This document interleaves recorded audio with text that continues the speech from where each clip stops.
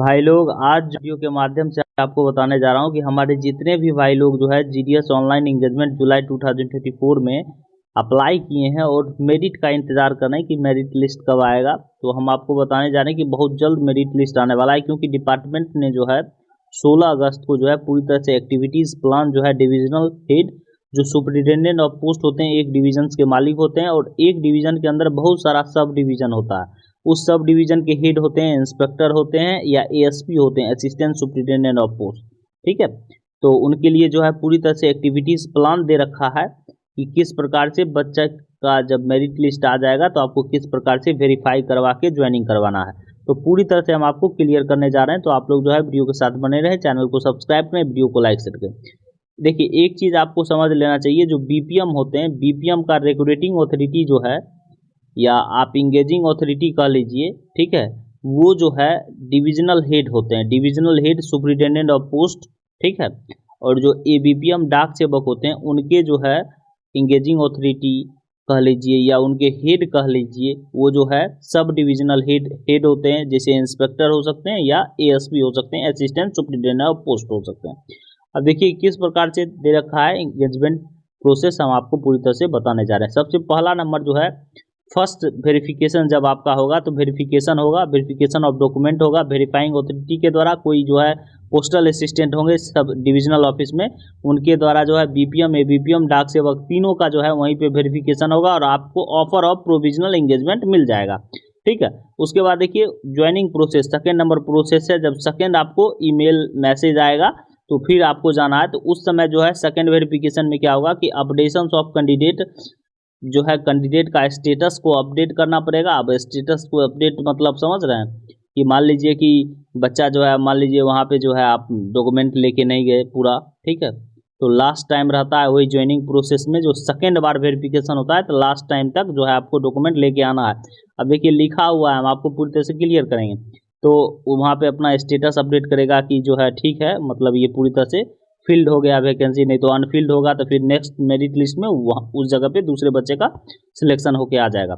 और उसके बाद जो है फिजिकल वेरिफिकेशन होगा, आपका पूरे डॉक्यूमेंट देखे जाएंगे वहाँ पे एंगेजिंग अथॉरिटी के द्वारा, और आपका एजुकेशनल जो सर्टिफिकेट है या मार्कशीट आप कह लीजिए, उसको जो है डिजी लॉकर या ऑनलाइन के माध्यम से जो है वेरिफिकेशन होगा। ठीक है, यहाँ पे देखिए कंसर्ट और डिजी लॉकर यहाँ पे पूरी तरह से समझ में आ गया। उसके बाद 3 डे का बेसिक ट्रेनिंग होगा और issue of offer order of provisional engagement होगा। पूरी तरह समझ गए। जिनका ऑनलाइन मार्कशीट पॉसिबल है उसका जो है सेकेंड ही वेरिफिकेशन में जो है पूरी तरह से वेरीफाई हो जाएगा इंगेजिंग अथॉरिटी के द्वारा। इंगेजिंग अथॉरिटी कौन होता है? बीपीएम का जो है सुपरिटेंडेंट, और एबीपीएम का सेकेंड वेरिफिकेशन बीपीएम का डिविजनल ए ऑफिस में होगा, लेकिन एबीपीएम डाक सेवक का कहाँ हो जाएगा? अपने सब डिविजनल ऑफिस में। इंस्पेक्टर के बाद जाना पड़ेगा, एएसपी के बाद जाना पड़ेगा। पूरी तरह समझ गए आप लोग। उसके बाद देखिए थर्ड नंबर प्रोसेस जो है, जिनका वेरिफिकेशन नहीं कंप्लीट हो हुआ, मतलब जिसका एजुकेशनल क्वालिफिकेशन जो है ऑनलाइन के मूड में जो है नहीं है, इंगेजिंग अथॉरिटी नहीं वेरीफाई कर पाया, तो उसको जो है सर्कल जो है पूरी तरह से करेगा। पूरी तरह से आप लोग यहाँ पे देख सकते हैं, सर्कल वेरिफिकेशन करेगा एजुकेशनल का। और बाकी बात जो है अदर सर्टिफिकेट जैसे कास्ट सर्टिफिकेट, कैटेगरी सर्टिफिकेट, ठीक है, तो ये जो है इंगेजिंग अथॉरिटी जो है कंसर्न जहाँ से आपका इशू हुआ है वो कास्ट सर्टिफिकेट या जो है आपका कैटेगरी का, तो वो जो है इंगेजिंग अथॉरिटी मतलब बीपीएम का सुपरिटेंडेंट ऑफिस से सुपरिटेंडेंट ऑफ पोस्ट वेरिफिकेशन के लिए फिजिकल भेज देंगे, और एबीपीएम डाक सेवक का इंस्पेक्टर भेज देंगे, इंस्पेक्टर या एसपी। ठीक है, और पुलिस वेरिफिकेशन के लिए भी जो है वही डिविजनल हेड और सब डिविजनल हेड, इंस्पेक्टर, एएसपी और जो है सुपरिटेंडेंट, तीनों को दे दिया गया है। लेकिन एजुकेशनल क्वालिफिकेशन जो 10th का मार्कशीट वाला बात है वो सर्कल चला जाएगा अगर ऑनलाइन मोड में पॉसिबल नहीं है तो। ठीक है, अब देखिए यहाँ पे कुछ सारा पॉइंट दे रखा है। अब पॉइंट क्या दे रखा है हम आपको बताने जा रहे हैं कि physical document, physical verification of document process where EA, VA and EA are same. VA और ईए मतलब सेम, मतलब समझ रहे हैं। वेरीफाइंग अथॉरिटी और engaging authority are same. Divisional head in case of BPM और EA sub divisional head in is working under the same वीए।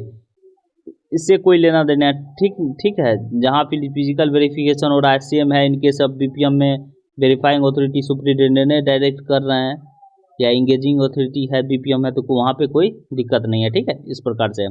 उसके बाद देखिए प्रोविजन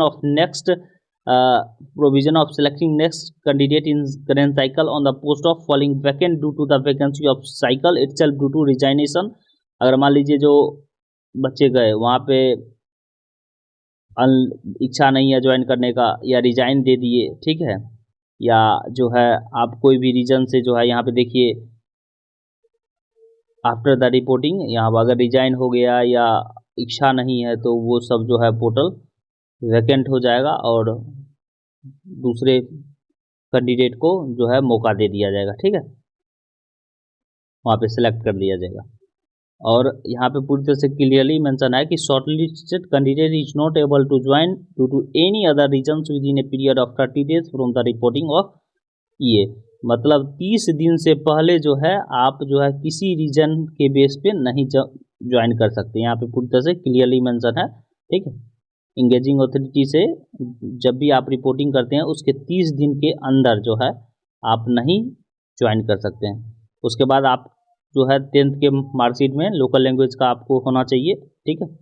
ऊपर से यहाँ पे देखिए डी नंबर ऑप्शन में कि आपको अपॉर्चुनिटी दिया जाता है कि ज्वाइनिंग प्रोसेस मतलब सेकेंड जो वेरिफिकेशन आपका होता है उस दिन तक लास्ट डेट तक आपको जो है प्रिस्क्राइब्ड फॉर्मेट में कास्ट सर्टिफिकेट आपके पास अवेलेबल होना चाहिए। पूरी तरह से समझ गए आप लोग।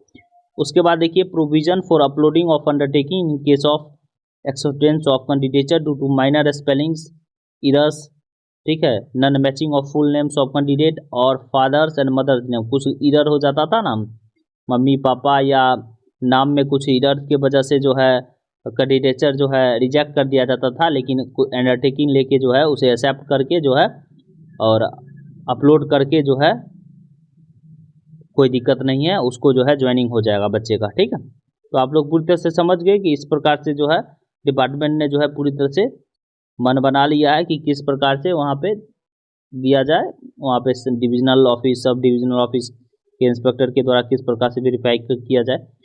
तो आप लोग को समझ में आ गया किस प्रकार से वेरिफिकेशन होगा, क्या प्रोसेस रहेगा। Thank you.